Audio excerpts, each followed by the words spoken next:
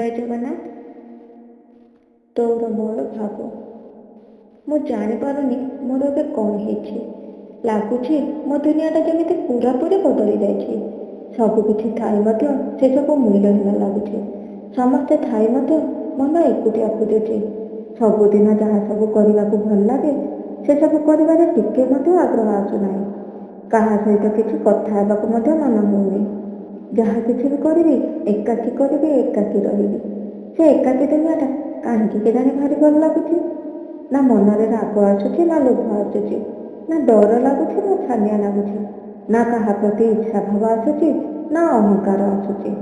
ମନ ହେଉଛି ସମୟଟା ଏଇଠି ଅଟକି ଯାଆନ୍ତା କି, ଆଉ ସେ ସମୟଟାକୁ ମୋ ହାତ ମୁଠାରେ ଜାବୁଡ଼ି ଧରି ରଖିଦିଅନ୍ତି। ମନ ଭିତରେ ଖାଲି ସେ ଚକା ଆଖିର କଥା, ଚକା ଆଖିର ଭାବନା।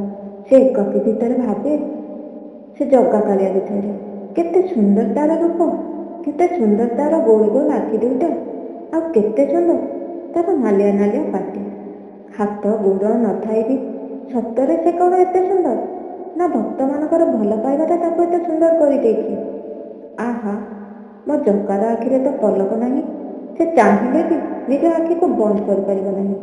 ବୋଧହୁଏ ତାର ଭକ୍ତମାନଙ୍କର ସୁଖ ଦୁଃଖକୁ ନିଜ ଆଖିରେ ଦେଖିବ ବୋଲି ସେ ତାର ଆଖିର ପଲକକୁ ସବୁଦିନ ପାଇଁ ଲୁଚେଇ ଦେଇଛି। ତାପରେ ମୁଁ ଜଗାକୁ ପଚାରେ, କହିଲୁ ଜଗା, ସମସ୍ତଙ୍କର ସୁଖ ଦୁଃଖ ତ ଦେଖୁଛୁ, ସମସ୍ତଙ୍କର ଭଲ ମନ୍ଦ ତ ବୁଝୁଛୁ, ହେଲେ ତୋର ସୁଖ ଦୁଃଖ ଭଲ ମନ୍ଦ କିଏ ଦେଖୁଛି? ସବୁବେଳେ ସବୁ ସମୟରେ ତୁ ବି ନିଜ ଭକ୍ତ ପାଇଁ ବହୁତ କଷ୍ଟ ସହିଛୁ। ନିଜେ କରିଥିବା ମାୟାରେ ନିଜେ ହିଁ ବାନ୍ଧି ହେଇଯାଇଛୁ। ପାପର ବିନାଶ, ଅଧର୍ମର ନାଶ ପାଇଁ ଧରାପୃଷ୍ଠରେ ବାରମ୍ବାର ଜନ୍ମ ନେଇଛୁ। ତାପରେ ପାପୀ ଆଉ ଅଧର୍ମୀକୁ ଆଗ ମୁଖ୍ୟ ଦେଉଛୁ। ତାହେଲେ ମୁଁ ଯଦି ପାପୀ ହୁଏ ତେବେ ତୁ ବି ତ ମୋତେ ନାଶ କରିବାକୁ ନିଶ୍ଚୟ ଆସିବୁ। ଆଉ ମୋର ଡର କୋଉଠି ରହିଲା? କେତେ ଲୋକର ଅଭିଶାପକୁ ଖୁସି ଖୁସି ଗ୍ରହଣ କରୁଛୁ। ହସି ହସି କେତେ କଷ୍ଟ ସହୁଛୁ।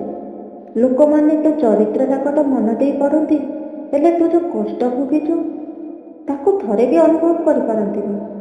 ତୋ ଉଦାରତା କ'ଣ କେବେ ଶେଷ ହେବ ନାହିଁ? କାହିଁକି? କ'ଣ ପାଇଁ ତୋର ଏତେ ଉଦାରତା?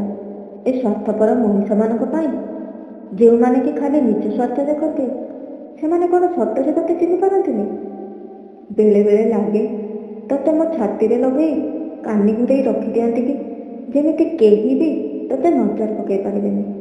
ତାପରେ ପୁଣି ମା ଭାବେ, ବାମନ ହୋଇ ଚାନ୍ଦକୁ ହାତ, କୋଉଠି ତୁ ଆଉ କୋଉଠି ମୁଁ।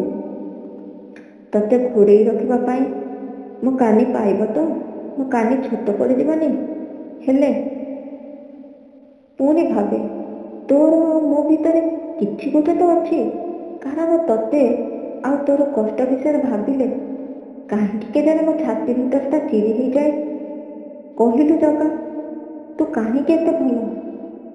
ତୁ ଯେମିତି ତୁ ବନେଇଥିବା ଦୁନିଆକୁ ଆଉ ମୋତେ ବି କାହିଁକି ସେମିତି କଲୁନି?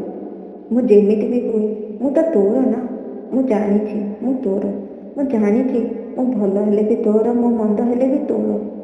ମୁଁ ତୋରି ଭିତରେ ଜାତ ହେଇଛି। ପୁଣି ସମୟ ସରିଗଲେ ତୋରି ଭିତରେ ଲୀନ ହେଇଯିବି।